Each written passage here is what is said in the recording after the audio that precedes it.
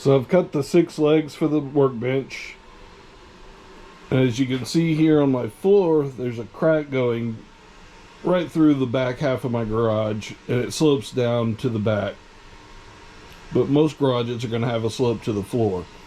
Normally they slope out to the front of the garage, out to the garage door side. That way when you pull a car in that's covered in water or snow, that the water runs out of the garage, it doesn't pull in the garage.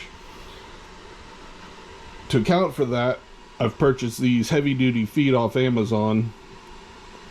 If someone likes, I can provide a link. And I'm going to use those to attach to the middle of these legs.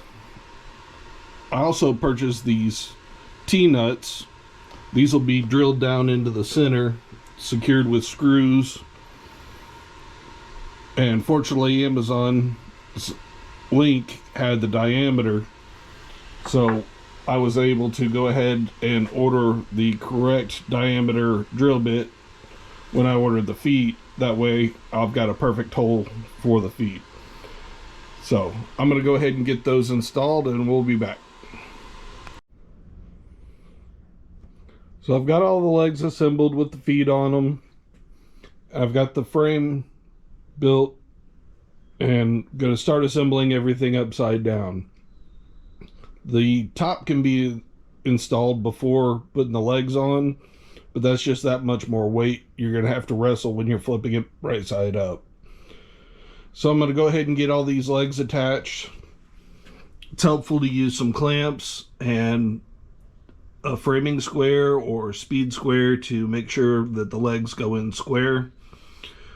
The square you get everything built and assembled, the easier and the nicer the end product.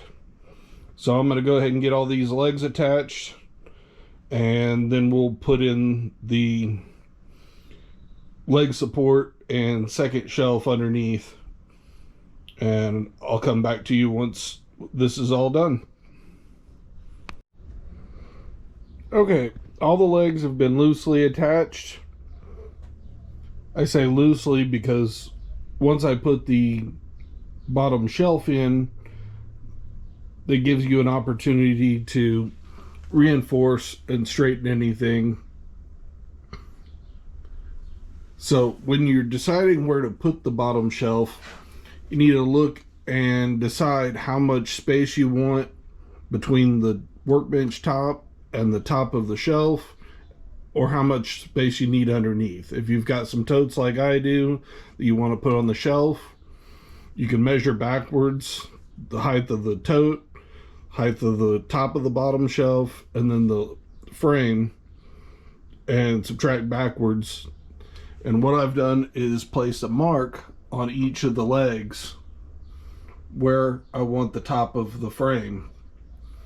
Now if you've got a couple people to help you hold it up at the ends, you can use clamps to hold it in place, or you can do like I'm going to do, and where I've got these marks, I'm going to cut little blocks and attach them, and then all you have to do is set the frame on top of the blocks, and they'll hold it in place for you so you can attach. So I'm going to get the blocks cut and get them attached and get the bottom frame set in place, and we'll be back. I was about to attach the last screw block, and I thought of some suggestions I would put out there. Instead of just holding this block in place and putting the screws in, go ahead and use a clamp to hold it in place. If you notice the light and dark areas of the leg, those are hard and soft spots of the wood. When you put the screw in, if you don't have a clamp to hold it in place, the screw may hit a hard section of wood and move over, and then you don't have everything level and lined up. Also on the floor, since my floor isn't level due to this giant crack that runs through it, I use some shims to shim the bottom of the top. That way the leg and the top line up together. So those are just a couple suggestions, something to think about when you're trying to design and build yours. So this is a perfect example to show it wasn't intentional, but it's going to work out great for an example of why you don't secure the legs all the way fully before you get the bottom shelf cross braces installed. So I've got this corner tightly clamped against the leg in the position it needs to be. You come over to this side, you see it's got a pretty big gap in here. But you come over to the other side that's just loosely sitting in there, and it's sitting tight on that side and sitting tight on this side. So what that tells me is one of these legs is out of position. So what I can do is go ahead and secure that side and then move the clamps over to this side, tighten everything down, and that's going to square these legs up. Same thing in the middle here. That leg should be right along the edge of this board, as is this one. And then I can clamp everything down, work my way down, and secure everything. And what that's going to do is help square everything up. Once that's done, then I can come back and put extra screws in the legs on the top and secure everything, make everything perfectly square.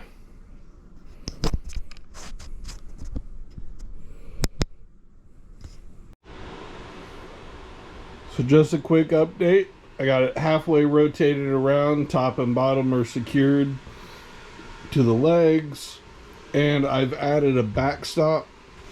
What this is going to help with is when I'm using the workbench, things can't roll off the back and roll out behind the table. Also added a backstop for the bottom shelf for just the same reason. The wall isn't going to be too far away, so it's probably not necessary, but it's cheap, easy insurance. These boards are only about $2.50 a piece, so going ahead and adding it while I'm in the process. My workspace is really tight, so it's easier to add it now than to put it on after I get the workbench in place. The way I've added the backstop for the top is I've gone ahead and installed the first board for the top along the back side only. I've put one screw in the front, in the middle, but it's pretty much just there for me to be able to put these screws in along that bottom edge. It's only going into the top. Oh, Mr. Yellow Jacket. Only going into the top board, not into the frame. And that's so I can get as much height as possible from the backstop. I could have bought a bigger board, but for the sake of cost, a 1x6 should be, or 2x6 should be enough. Now that I've got the table flipped upright, see that this is just a little bit proud. It's not sticking up by more than about an 1/8 inch. This one by about a 1/16. I could undo the screws and adjust the top a little bit, but it's coming out pretty square. So what I'm going to do is just use this electric planer, shave a little bit off, and call it done. There's no need to go overboard and think too much about it. So I'm just going to trim that off, and that way I can get on with securing the top. Here's a little after view after running the planer across it. These are all flush now. Doesn't stick up. Those of you that use hand planes, my hat's off to you. One day I'll get to that level. But all I did was take a little bit off these two legs and a couple of these cross braces that were sticking up just a hair. I took a little off this leg too, actually. So all three legs in the front. I just wanted to smooth it all out. That way when the top's secured down, I didn't have any interference issues and everything lined up. Now, when I go to put the top on, it would be a lot better if I used biscuit joiner or a domino if you're a uber rich guy and can afford the Festools. This is just going to be a throw down and dirty workbench. My biscuit joiner disappeared, so I don't want to go out and buy one just for this one project. This isn't cabinet grade stuff. This is just a in the garage, something to work off of. This was going to be my garage forever. Then maybe I'd go through the trouble or the expense, but I'm just leasing this house. So right now I'm just going to go ahead and secure the boards. I've run all of the top boards through a table saw, so I don't have factory edges on the front or back of any of the top boards. What that's going to do is that's going to allow them to butt up to each other a lot closer. I got rid of a lot of the imperfections that come from the factory. It'd be a lot better if I ran them through a planer and joiner. Now I've got the tools for that, but until I get my garage cleaned up and organized, I don't have the room for it. So this is one of the first steps to getting my garage organized. Workbenches are one of the most handy things you can have. So I'm going to go ahead and continue putting the top on, and I'll come back to you. So I've got the top mostly secured. The back boards are missing a few screws because I ran out. I'm going to have to make another trip over to the hardware store, pick up a few extras.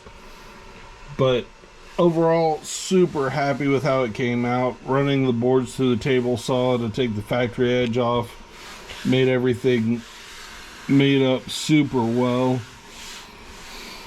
I could come through. I'll probably come through to these knot holes, fill them in with a little epoxy and sand them down. Keep from losing screws or catching things on them in the future. Now, when I built this table, I built it a little out of proportion. You probably can't tell from the video, but I built it with a 42-inch high top, which is a lot higher. It's more like bar height than tabletop height. Kitchen counters are 35 inches. But I didn't want to have to bend over and stoop whenever I was working on smaller items. Most of what I work on a workbench tends to be smaller stuff, and I didn't want to have to bend over all the time. When you're younger, it's not such a big deal. As you get older, bending over tends to hurt the back. But what that also did is it gives me more space underneath. So I've got some larger bins that I want to put in and down underneath, and it still gives me space underneath the bottom shelf to put more stuff. So this is going to open up a lot of storage, allow me to clean up and organize my garage a lot more. If I decide later on I don't like it, I can always cut more off the legs. That's one of the big keys in woodworking. You can always cut more off, you can't add more on, which isn't entirely true, but true enough for this example. Got my wrench here. They worked really well adjusting the legs on this side, make up for the uneven floor. Worked perfectly. I was able to level the bench out with no problems. I'll try and put a link to the feet and the T-nuts that I use. The fluorescent lights that are, LED lights that are over the workbench, I've got more to go throughout the whole garage. I'll put a link to those as well. Went ahead and put those in before I built the workbench. That way I didn't have to lay on top of the workbench to put them in or slide the workbench out. Also designed it so that there's just plenty of room for me to open up the glass cabinet, put stuff in without interfering with the corner of the workbench. I may come back later and either sand or use a small router and route that off, but everything came out great. Tabletop super smooth. Like I said, I may come back later, fill in the screw holes and the knot holes with some epoxy and sand it down just to make it a little smoother, but it's not necessary. There's that backstop that I put on, acts as a backsplash. Whenever you're working on stuff, there's a tendency for screws to go rolling off, and it's so much easier just to reach back and grab them versus them to fall down behind the cabinet and then you've got to go looking for them. So overall, I'm real pleased with how this came out. If anyone wants some dimensions on it, I can sketch something up and send it out. Feel free to reach out to me. But this was the plan, came out amazing. I'm super happy with it. I'm gonna get a bar stool height work seat to work on that'll roll around on the floor easy enough. And that's one good thing about having it up high. You can use a bar stool height chair to work on. The 36-inch cabinets, if I was to build it at a normal kitchen height, which would be about down to here, it's a lot harder to find a stool that's comfortable. But overall, I'm super happy. If anyone has any questions, feel free to message me or reach out. I'll be happy to answer any questions I can. And I've got some more boards to go underneath to finish it out. I just ran out of screws, but y'all get the basic idea. Like I said, reach out, hit subscribe and like if you like this video, and I'll try and put more videos out if people like them. Thank you.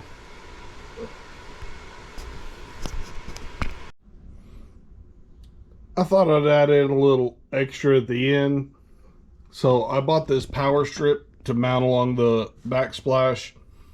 You can also, if your needs allow, put a pegboard to hang tools on. For me, I'm not a huge fan of the whole pegboard thing because things tend to get dusty and dirty if you're doing a lot of cutting and grinding.